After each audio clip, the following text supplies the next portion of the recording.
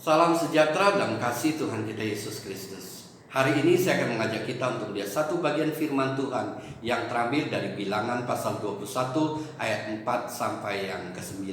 Demikian firman Tuhan.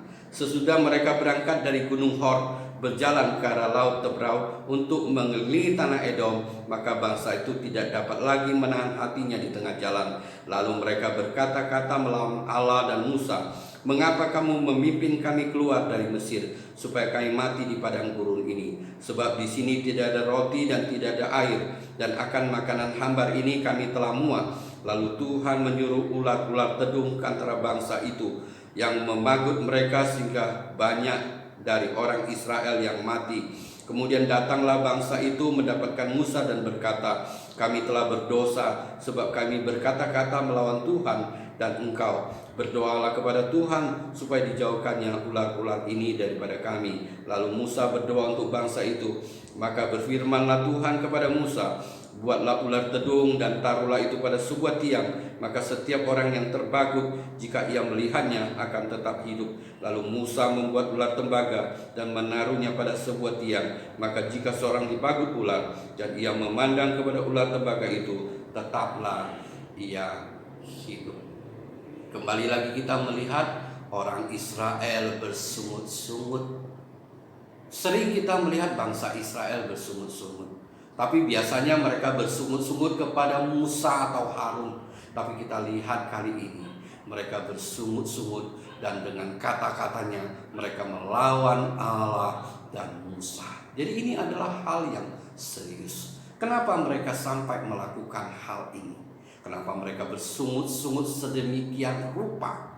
Kalau kita melihat peristiwa ini dengan peristiwa yang terdekat, maka di dalam pasal yang 20 Bilangan, maka kita dapatkan di mana pada saat itu bangsa Israel sampai ke Kades, satu tempat yang berdekatan dengan negeri Edom, tanah Edom. Dan tanah Edom adalah satu-satunya jalan yang paling dekat yang bisa membuat mereka mencapai tanah Kanaan atau tanah perjanjian. Dengan kata lain, waktu mereka di Kades, mereka sudah sangat dekat dengan tanah perjanjian setelah mereka melewati Edom. Dan Musa menyuruh utusannya untuk menghadap Raja Edom supaya mereka diizinkan melewati negeri mereka. Dan mereka menyatakan kalau mereka diizinkan, maka mereka yang minum di tengah jalan, baik itu rakyat maupun binatang, mereka akan membayar dengan uang. Tapi apa yang terjadi? Raja Edom tidak menyetujui, rakyat tidak setuju. Mereka mengambil pedang. Mereka katakan, "Kalau kalian berani melewati daerah kami, kalian akan berhadapan kami dengan pedang." Maka mereka kemudian dikerahkan untuk memblokir jalan untuk masuk ke negeri mereka. Inilah yang terjadi, peristiwa yang pertama. Peristiwa yang kedua adalah di dalam Bilangan pasal 21 ayat 1 sampai ke 3, di mana di situ mereka berperang dengan orang-orang dari tanah Negeb. Dan di mana firman Tuhan di dalam ayat ketiga menyatakan bagaimana mereka membinasakan dan menumpas kota-kota yang ada di negeri itu. Dengan sangat mudah mereka mengalahkan mereka. Nah, dari sinilah kita melihat itu garis merah yang boleh disambungkan sedemikian rupa, di mana pada saat ayat keempat mereka berjalan dari Gunung Hor dan mereka mengelilingi Edom. Mereka gak berani masuk ke Edom dan mereka mengelilingi Edom. Dan mereka akhirnya karena mengelilingi Edom, mereka akhirnya harus melewati Laut Tebrau. Mereka menyeberang Laut Tebrau. Kita bayangkan, setelah sekian lama mereka berjalan di padang gurun, diperkirakan sudah hampir 40 tahun karena Harun barusan saja meninggal. Mereka harus kembali lagi ke titik nol, di mana mereka pada saat pertama keluar dari Mesir, mereka harus menyeberang Laut Tebrau, dan kali ini mereka masuk dengan melewati Laut Tebrau. Kita dapat bayangkan, mereka harus berjalan sedemikian rupa, jalan jauh karena mereka tidak dapat melewati Edom. Nah, kenapa mereka kok jadi marah? Bukankah yang tidak mengizinkan mereka masuk kan orang Edom, Raja Edom? Tapi kenapa mereka menjadi marah? Dikatakan mereka tidak dapat menahan diri lagi. Artinya mereka sudah memendam kemarahan, menyimpan ketidaksukaan, kebencian dan sebagainya dalam hati mereka. Dan sekarang mereka marah. Kenapa? Pertama, karena Tuhan pernah menyatakan ada perjanjian antara Tuhan dengan Esau dan keturunannya. Siapa keturunannya? Yaitu orang Edom. Tuhan berjanjikan bahwa itu adalah bagian mereka, milik mereka. Oleh sebab itu tentu Musa sebagai hamba Tuhan, dia tidak ingin menyerang Edom. Dia tidak ingin mengganggu Edom. Oleh sebab itu dia berkeliling. Nah, inilah yang mungkin mengesalkan orang Israel.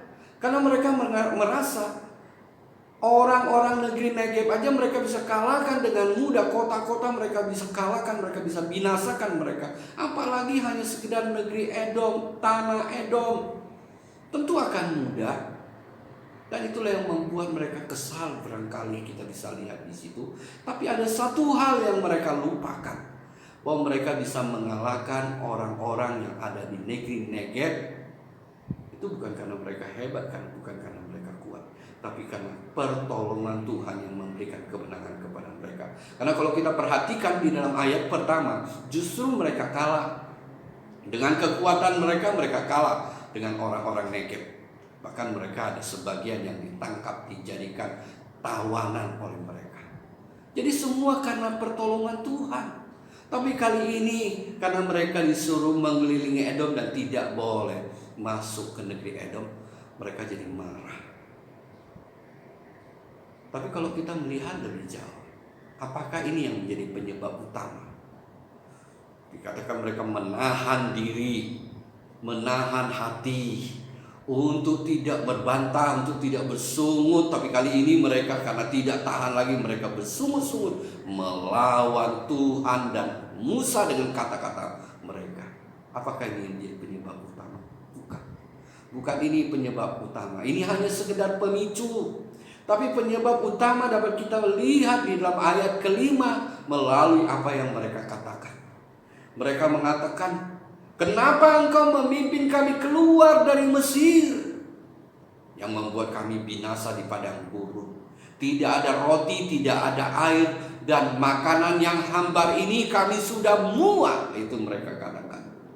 Dengan kata lain, di dalam hati mereka ada ketidakpuasan, ada ketidaksukaan, bahkan ada kebencian. Kenapa kau memimpin kami keluar dari Mesir sehingga kami harus mengalami kebinasaan? Itulah yang mereka nyatakan. Dan ini adalah generasi yang kedua yang mengatakan demikian. Sudah 40 tahun mereka keluar dari Mesir. Perkataan ini masih keluar dari mulut mereka.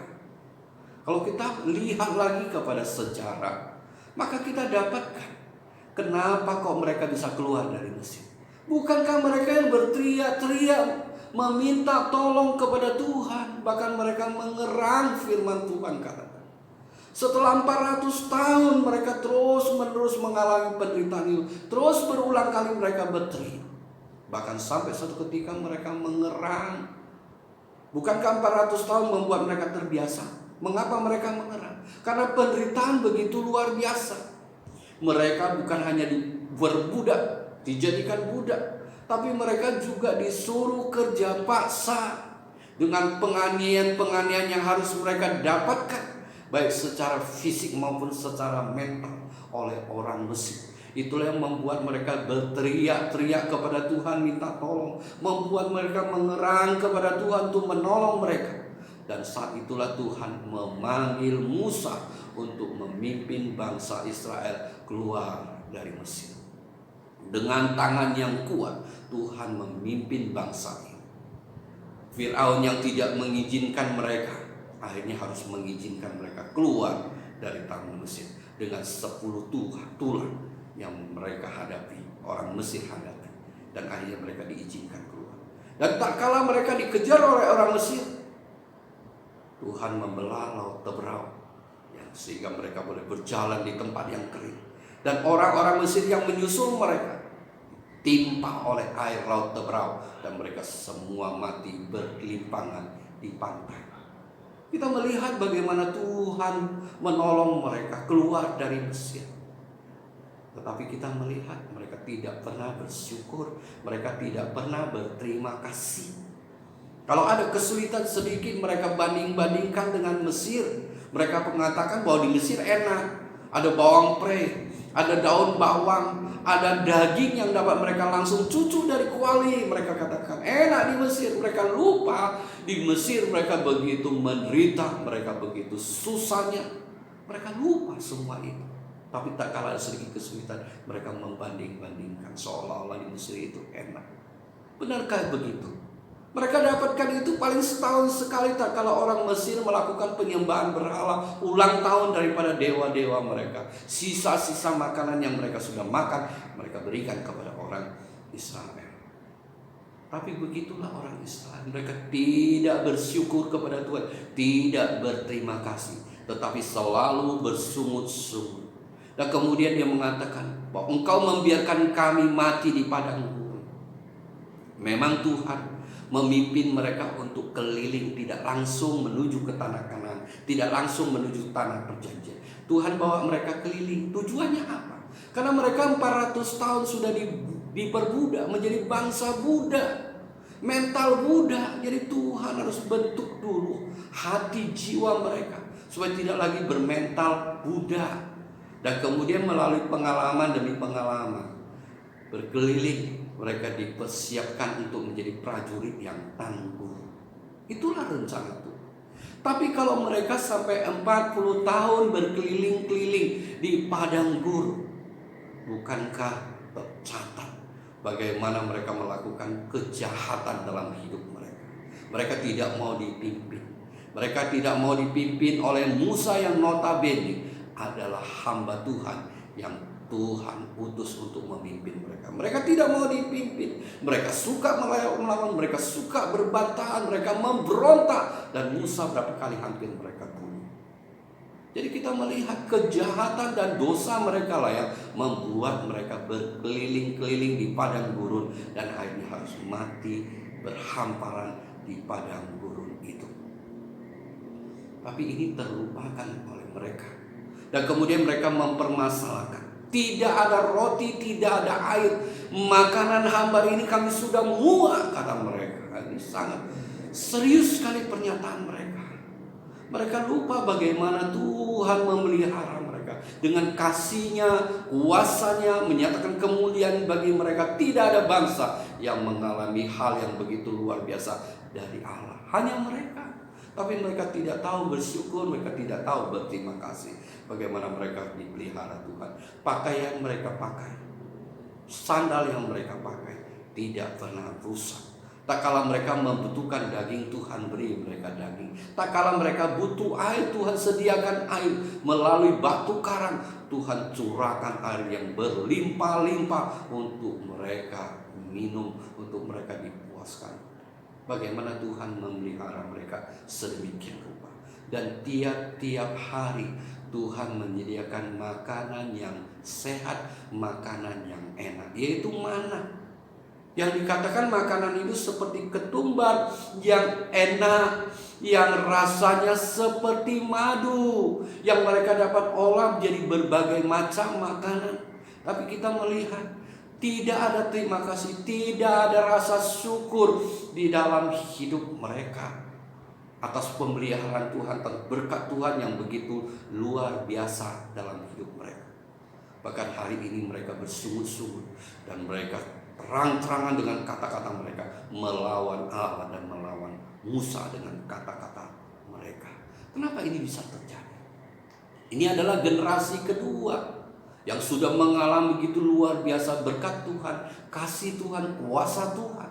Kenapa mereka bersungut-sungut dan melawan Tuhan, melawan Musa? Kenapa? Karena mereka di dalam perjalanan hidup mereka sering mendengar sungut-sungut dari generasi sebelum mereka, orang tua mereka, kakek mereka, tetangga mereka dan sebagainya, yang terus bersungut-sungut kepada Tuhan, bersungut-sungut kepada Musa yang adalah dipakai oleh Tuhan untuk memimpin mereka. Yang kita melihat sungut-sungut itu membuat mereka tidak lagi dapat melihat kenyataan yang adalah akar pahit yang ada dalam hati mereka. Tidak bisa melihat kenyataan bagaimana Tuhan mengasihi mereka, Tuhan memberkati mereka. Tidak heran hari ini mereka bersungut-sungut, dan begitu luar biasa. Mereka bersungut-sungut kepada Tuhan dan kepada Musa. Dan Tuhan harus menghukum mereka atas kejahatan dan dosa ini, atas kejahatan mereka yang mereka perbuat. Tuhan membuat ular-ular tedung yang ada di padang gurun itu keluar.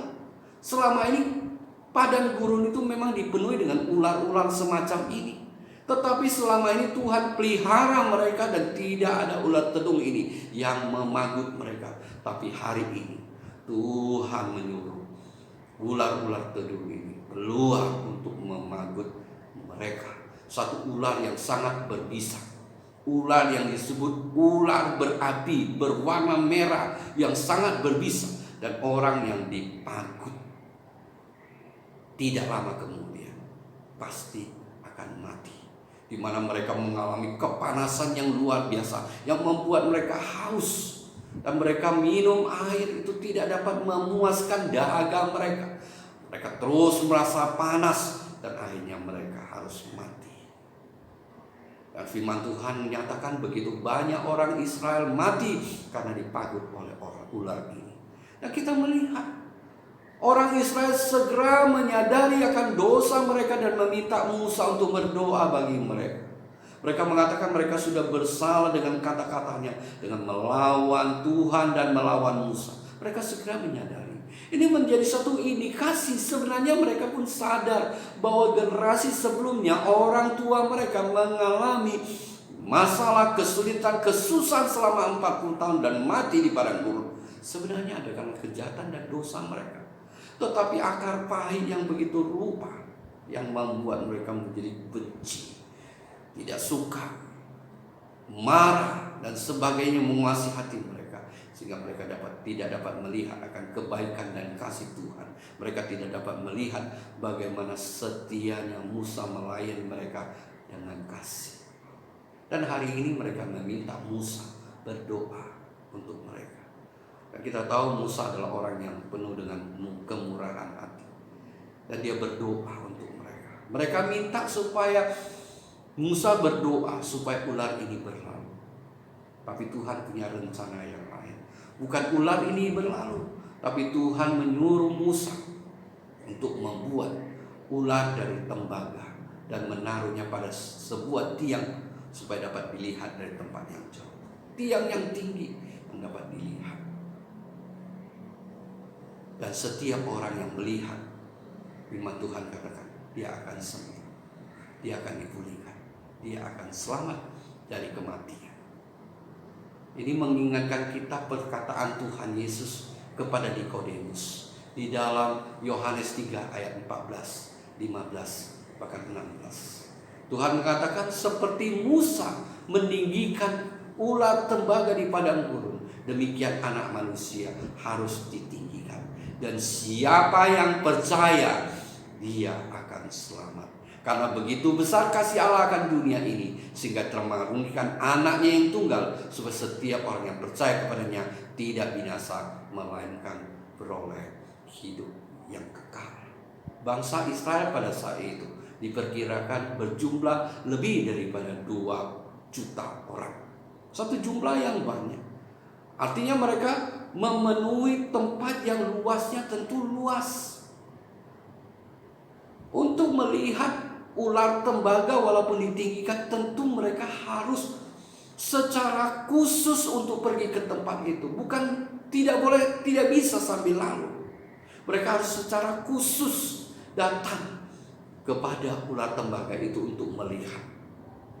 Sedangkan mereka saat ini dipacu. Tak kala mereka dipagut oleh ular itu, mereka dipacu oleh kematian. Mereka pilih yang mana? Mereka pilih melihat ular tembaga itu, atau mereka sedang berusaha untuk mencari tabib yang hebat, yang dapat memberikan pengobatan untuk menyembuhkan mereka. Pilihan bagi mereka. tak kala mereka memilih untuk melihat ular tembaga itu, harus ada kesadaran percaya. Mereka tidak akan mau mempertaruhkan hidup mereka kalau mereka tidak percaya.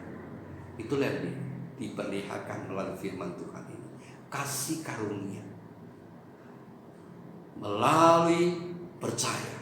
Kasih karunia itu akan mendapatkan engkau, akan dikaruniakan kepadamu, dan engkau akan dipulihkan, dan engkau akan diselamatkan. Inilah yang mau dinyatakan melalui peristiwa ini. Kejahatan yang mereka perbuat, ada hukuman, dan untuk itu mereka harus percaya kepada Tuhan. Demikian juga kita orang berdosa. Tidak ada yang dapat menyelamatkan diri dengan kekuatannya, dengan kesalehannya, dengan kebaikannya. Dia hanya dapat diselamatkan oleh kasih karunia Tuhan yang telah mati di atas kayu salib untuk menghapus dosa manusia. Dan setiap orang yang percaya kepada Dia tidak binasa, melainkan peroleh hidup yang kekal. Amin.